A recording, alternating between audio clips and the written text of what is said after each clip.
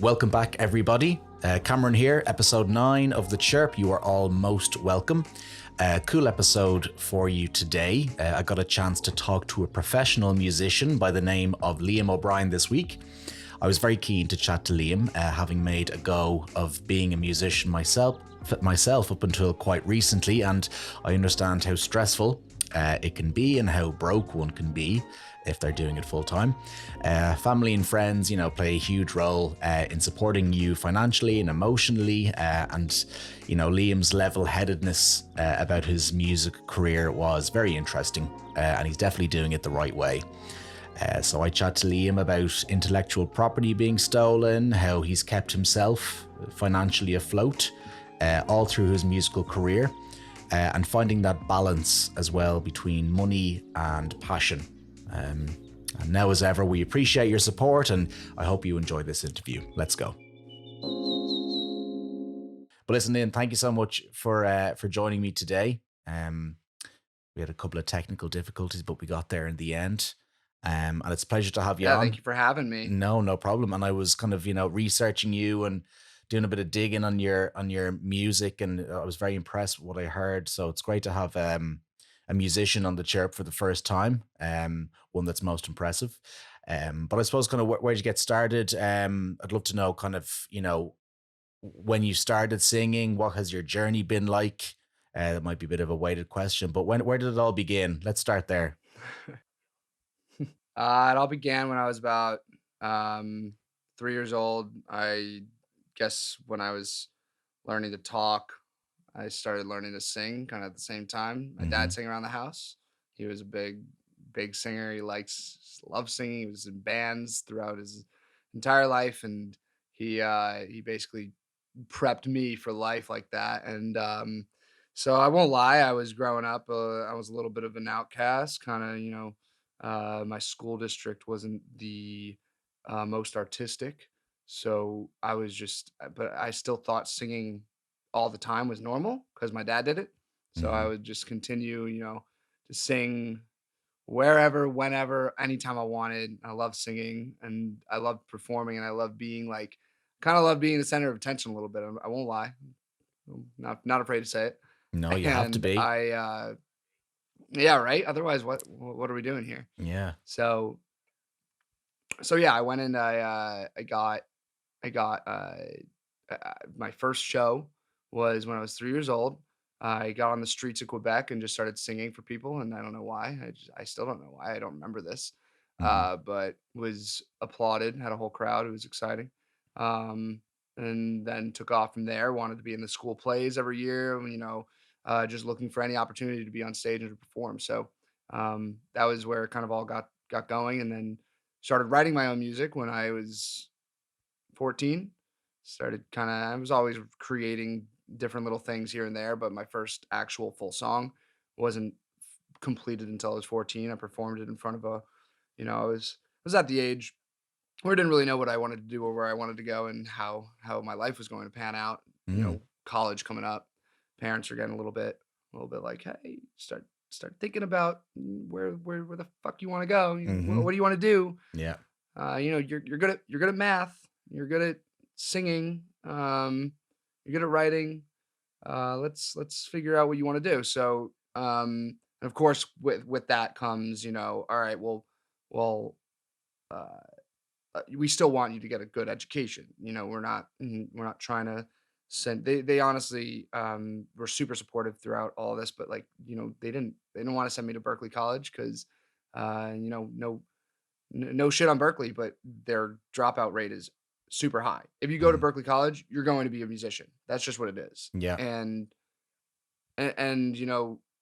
that is that isn't why I went to college, if that makes sense. I didn't go Yeah. to college to be a musician. I went to college to get a degree and be able to make money aside from music, which is making me in my life a lot fucking happier. And when I was 15, I decided there was like a little dinner theater show. It was one of my first times performing live for my high school. And like I said, not really the biggest artistic place. So I didn't really think people wanted to hear me. Thought people were going to be like, "Oh, who's this weirdo singing and playing the piano?" And then I got up there, performed my original Yeah. song, and got standing ovation, and was just like just in awe of the fact that people actually cared and wanted to hear what I had to write, wanted to hear what I had to sing, that they loved, that they thought I had true talent. Um, and that's what changed my mind going forward. I actually took it and ran with it. I went to college for music. I studied music business. I studied songwriting. So I got a little bit of both worlds. I got the business aspect. I got a marketing minor and everything. So I had, I had the things that I needed, the tools that I needed to get a job and to kind of have ammo in an industry other than music. And I'm so happy I did, Yeah. because I found out that working in the music industry, and I found out via an internship. I had a great internship with a PR company in the music industry, and it was a great internship, great experience. But I realized it wasn't for me, because as long as I was working in music in a space that wasn't creative, it made me not want to work in the creative space. And so it was It killing my became work creativity. in general. Exactly. It Yeah. made music, and it didn't make it made music really not fun for me. And also, so I guess that, along with doing weddings, doing private events, doing bar gigs that just, they pay well. They pay great. Don't get me wrong. That's how a Yeah. lot of people make their living in the music industry, is they do weddings, they do these gigs, they go on cruise ships and all this shit. And that was another thing that was making me kinda, like, hate music. It made me not wanna Yeah. come home and write. It made me not wanna go out and sing. It made me not wanna do, so I was tired of it. I need a lot of balance in my life, and, like, that was definitely really obvious for me when I was in college and graduating from college. I just realized that the music industry wasn't a place that I wanted to work. So, yeah, very happy that I got the degree I did, and ended up going into I ended up going into home building, but I work for a Very video good. team. Yeah, right, right? Very good. Mm. I work for a video team within the home builder, so it's creative still, but it's very much corporate. Your experience of the music industry as well. I'd love to hear kind of some stories if you have any of, payments that maybe haven't gone through, or have you any kind of good stories or bad stories that your relationships within the industry have been affected by money or money that was promised. So, the good news is I don't have any bad stories in the music industry. I have them in Good other stuff. industries. Yeah, yeah, yeah. I had a bit of a I had a wild job when I was like 17, 18, whatever the fuck. I was coming back from college and working. I don't remember. It was like over summer. I was working at a grill and didn't sign any W-4s, whatever, and logged all my hours on my own, and just kind of like worked with the manager to make sure that was happening. Got ripped off at Yeah. about out of about $500 there. Um, but he stole a lot of money from a lot more people than just me. So uh, that was like the biggest scam that I think I've ever been a part of. Luckily, music just hasn't been. Um, I've worked with good people, and then when I work with good people, they're not. Uh, I haven't had any absolute dicks come along yet. And maybe it's I love the word yet. that's where I was going with this, is maybe it's the fact that I just haven't encountered that yet. Yeah, yeah, yeah. It's the fact that maybe with growth comes demand. It comes a lot more attention. So with more attention, the careless things that I do occasionally, like put out put out a feeler for the next DP, right? Like maybe just put something out into the world that's like, oh, just an idea. Puts it on an Instagram story. It's not, labeled as anything. It's not copyrighted. Someone takes that. Someone steals it, uses it as their own. Mhm. I actually did have I worked with a duo in Miami that they said, we were taking stories of one of the songs we had just finished, and one of the guys was like, "Yo, you can't put that anywhere." I was like, "Oh shit, all right, cool, no, no, no problem." They asked why. It was like, "We've had people steal our shit. Just Mm. They steal hooks. They steal shit. They know we're good. They know we have good. They know we're a little careless sometimes. And I mean, all artists are careless. It's not just them. Every artist is Yeah. kind of living in the space where, you know, first off, it's a hard world to kind of collab. Like when you're mixing social media and being an artist, the two they're supposed to go well together, right? Sometimes they really don't. It's not an easy not everybody's good at both, and it's not easy to be in this carefree world of being an artist of like, yo, I just want to put my emotions out into the world. Like people getting drunk in the studio, getting high as shit, whatever the fuck. Like, you know, it's such an industry where drugs and alcohol is so prevalent and you know, carefree attitude is so important. I actually had a we were looking for a saxophonist for this big session that we were doing. We call a sax player, and he goes, "Yeah, no, I'm down. Can we have splits figured out before that?" Yeah. That is As in the royalties. mhm. He Yeah. wanted he wanted that in writing before. And here's the problem with that. The artist world is just as it might fuck you over, and you should be careful and you should want your split sheets and you should be doing what he did. People don't want to work with you if you do that. People don't want to work with you if your attitude is yo, but what about the money? Yo, Yeah. but how about It like let's sounds talk greedy. business. It sounds greedy. It's just it kills the vibe too. It's like, yo, we don't even know if we're gonna come out with anything. Just trust us, trust the process. If something goes out that you were on and you didn't get your shit, then that's where this conversation will come from. Like, if Yeah. I'm part of a session where that song goes out and I didn't get my pay and I didn't get my cut and I didn't get my royalty and there was no split sheet, then yeah, I'd be on this call with you telling you all about it and being like, "Yeah, I got fucked and I don't really know how else to say it."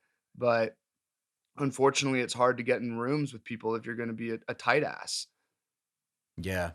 And where do you stand on that personally? Because I think it's completely fair to to ask for splits, or I think we call it points in Ireland, and it's definitely it's definitely coming from a place of fairness.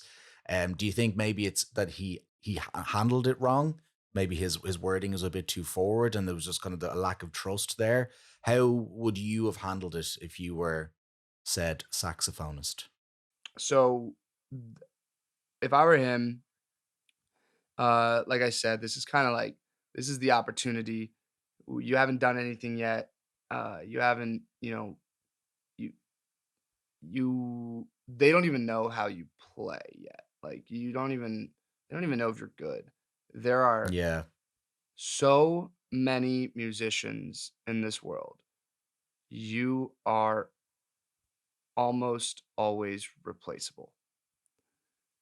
If you are a big name artist, you're not replaceable. That's different. You can ask for whatever yeah, the fuck you want. yeah, That's why, working with artists is tough. And that's why they have teams. That's why they have demands. That's why they have entertainment lawyers. It's all that. But, and so like when it comes to me, I'm not big enough to be like asking for splits at the beginning of a session. That's not where that's not where really I can go with it. This saxophonist, he's not, I don't even know a famous saxophonist. I can't even name you one. But he's not that guy. He's not the guy that you're yeah, like, we need him. You can't get anybody else. Nah, nah. We also didn't need a saxophonist. It was kind of just, eh, shot in the dark. yeah, let's see if he's around, see what's up. Yeah, You got to know the situation. You're walking into, if you're walking into a situation where it's all laid out, hey, we're doing a song with Rihanna.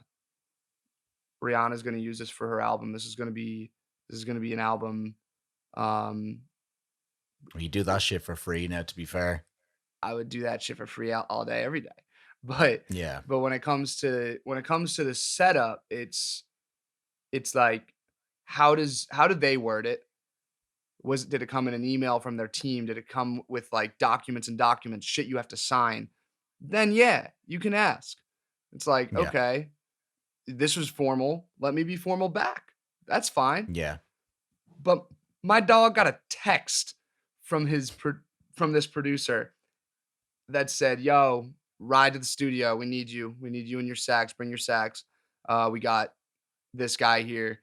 Um, I'll keep his name out just in case. No We problem. got this artist coming in here. We're gonna write some shit." There was no, "Hey, we're definitely releasing this. This is for his next album. This is for this." Like, there was none of that shit. Yeah. So you just don't ask in that situation. You show up, you do the damn thing. If you perform on a song, you can say after to the producer, you can be like, "Yo, you're the main contact, right?" And they can be like, "Yeah, you know, all right. Can we just talk like just keep me in touch with any splits. Keep me in touch with anything that goes down." He's like, "Yeah, of course, I got you." That's different. When you've done Yeah. something, when you've proved your worth, when you've shown what you can do, that's when you can be like, that's when you have hand. You can be like, "All right, talk to me about splits going forward because I want in." And kind of going back to yourself, to let's go back to 14-year-old Liam again. Kind of with your, you said your dad was a huge musician as well, and he was in bands. What, you mentioned as well that they've kind of instilled this level of, do your music, but be smart with your money. I'm sure they're proud as punch. What is kind of their outlook on your career, and how have they kind of, supported you throughout the years, following your dream? So support has been always just there. They're my number one fans. They're always watching. My dad would never have created any social media form ever until I existed in the world. Yeah. He wouldn't create Facebook. He wouldn't create any of that. And then he saw how active I was on Instagram, that I was posting videos and songs and shit, and you know writing songs about him, and situations, and just he was like, fuck yeah, I'm gonna make an Instagram account." So he did. Now he comments on videos and shit. So it's like, it's just that you can see that that they care just from that alone. Yeah. And they're always pushing me to to go and get it, and to crush it. They know I have a good head on my shoulders, in terms of uh in terms of my job. They know that Yeah. they always just want to make sure that I'm keeping that balanced just as well as I am with my music. So, they want music to take off, no doubt, but they want me to stay lucrative, stay smart. If I were to tell them tomorrow, hey, I got an opportunity to open up for Quinn 92 or some shit. Um, I'm going on tour. I'm quitting tomorrow. They would be nothing but excited for me. Yeah. But if I told them, "Hey, uh, I've been spending too much time working. I've been thinking about this a lot. I need to I need to spend I need to spend all hours awake in the day on myself and myself only and my music career, and I can't do that with my job anymore. I need to quit." But I had no backup. If I had no like, "All right, but this is how I'm making money, but this is how I'm going to be like Yeah. affording my apartment going forward, affording the nice things that I like going forward, like food, everything." Like, they're not gonna be comfortable with that. They Yeah. wouldn't they wouldn't support that, unfortunately. That they don't have the capital to help me to just kind of funnel my life, and my music career. They don't have that. I don't have that. So it's, well, I do have that right now, but um if I lose that, that's all I have. Yeah. And I've been joking recently with people. It's like, they're like, "Oh, you make money in the music industry?" No, you don't get paid by the music industry. You pay to be in the music industry. Yeah. Yeah. Well put. I've made my music videos. I've produced. even without the music videos are definitely the most expensive part of being a musician because those are huge productions and you want to look good. You don't want to fucking look like you don't want to look like you just set Yeah, up a phone in your bedroom and just were doing weird shit. yeah, Low budget films are great too. Don't get me wrong. I've done them and they're great, but it's really, really cool if you can get a great shoot out there because visuals are everything these days. So, but absolutely. production alone, just music production alone, it costs a fuck ton of money. People are dropping $5,000 a song sometimes. I know someone Yeah, who just charged $30,000 for a fucking song. So it's like, um, it's there's a lot of fucking money in like to pay you're basically paying to be an artist because they're not Spotify's not paying you back. No fucking shot. no, You can perform live, but it won't catch up unless you're like I said, you're on tour. If you're on tour with a major artist, you'll get paid back. But it still yeah, takes time and effort and honestly to get to that point, that's big. You can't that if you're a touring artist, you kind of you made it. yeah. It's full time income. Yep. Yeah, well, one point you were saying there about kind of, the content that you create, it comes out of your own pocket and you do a bit of the editing yourself as well. But in my kind of experience, like a little story of mine, when we were in a band a couple of years ago, when we went into a recording studio in Dublin and recorded one of our songs, and we did it live. It was going to be a live take. And it was coming out of our pockets and it was, split in five ways. And we did break up as a band. The band disbanded shortly after that. And we kind of had some disagreements about money and, it was going five ways, but did we all want to invest our money in that thing? So it was a kind of, we kind of made a conscious decision to break it up. But no matter how much money you spend on things like that, when you're a 60-year-old man and you're looking back at this piece of content that you paid for, and if you paid, it doesn't matter what amount you paid for it, you're going to look back on that fondly and you're going to have that forever, and it's going to be a piece of content of high integrity as well. So I don't think it's ever, regardless of how successful you are or how much money you spend, as long as it's printed data that you can access for the rest of your days, it's never a waste of time, in my opinion. Zero regrets. Not Yeah, a exactly. single motherfucking regret, bro. It's think of where people spend their money, right? People go out, spend their money on booze, spend their money on dates, spend their money on weed, spend their money on other drugs, spend their money on you know, whatever the fuck they want. Your Short-term money's yours, pleasures. right? And yeah, there's the short term pleasures, there's the long term pleasures. Let's go on a Euro trip. Like that's a great place to spend your money on. You're never gonna forget that trip. You're always gonna have that with you. If I do put everything, every ounce of effort, energy, money forward on myself and my music, it's like I can't hate myself one day. I can never, Yeah, I can never look back and be like, you didn't try. This is this. I fucking worked my ass off. I did the damn thing. I moved out to LA. I've lived here for 2 years, 2.5 years now, trying to push boundaries, make things happen, and it's just I'm flying around the country trying to make it happen and spending my money on things that matter. Yeah, I may not make the money back right away, but I will. And if I don't, I'm gonna look back and be like, money well fucking spent. yeah, If I was at a absolutely. I was at a comedy show the other day, and the guy was like, "Yo, everybody, stop worrying about money. Stop worrying about your debt.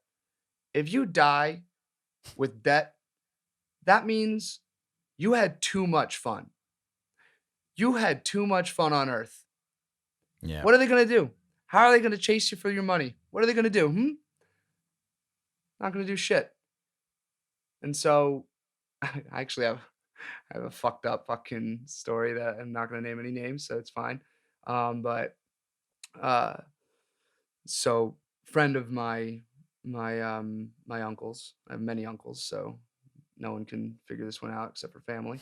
Uh, he he died recently, sadly, and gave over his house to my uncle. And he he was a successful guy.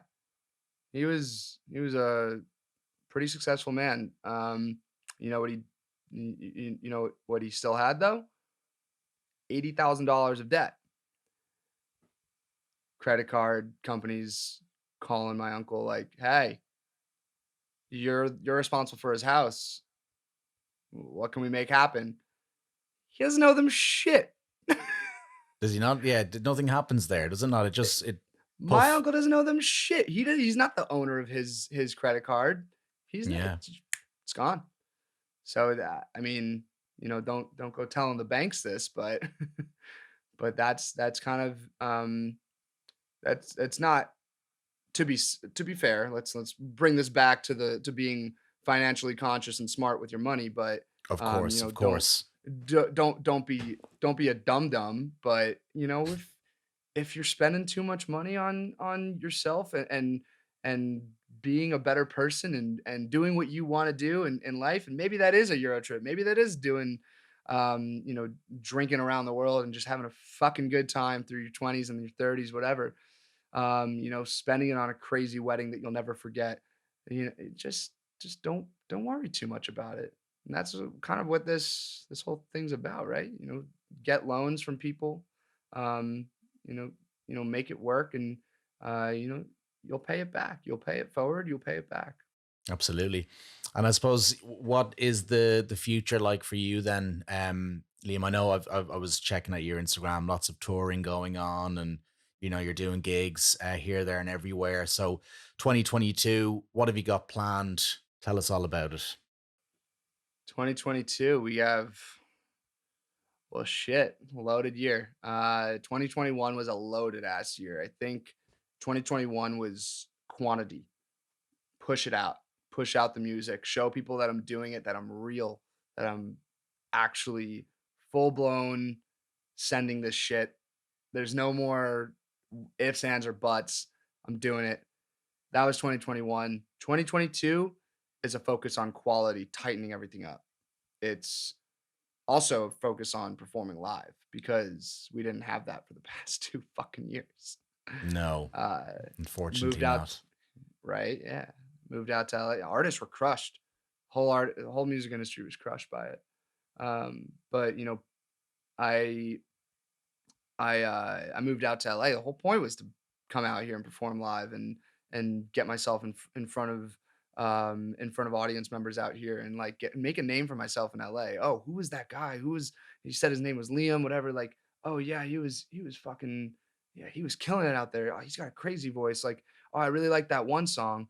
Oh, he had a QR code thing. Like, check that out. Oh, he's got merch in the back over there. Like, the next thing you know, your brand's blowing up. Like, that's how you do it. Like, we're working with a beautiful thing in the social media world. And Twitter, Instagram, TikTok, you can put yourself out there without getting a band together, without putting um, without having to get a gig, without having to get permission to perform on someone's stage. But there's just nothing like that in-person performance. When people are there, that is the best kind of engagement you can get. They're not scrolling on their phone. They're there to see you. They're there for Yeah, the they're entertainment. present.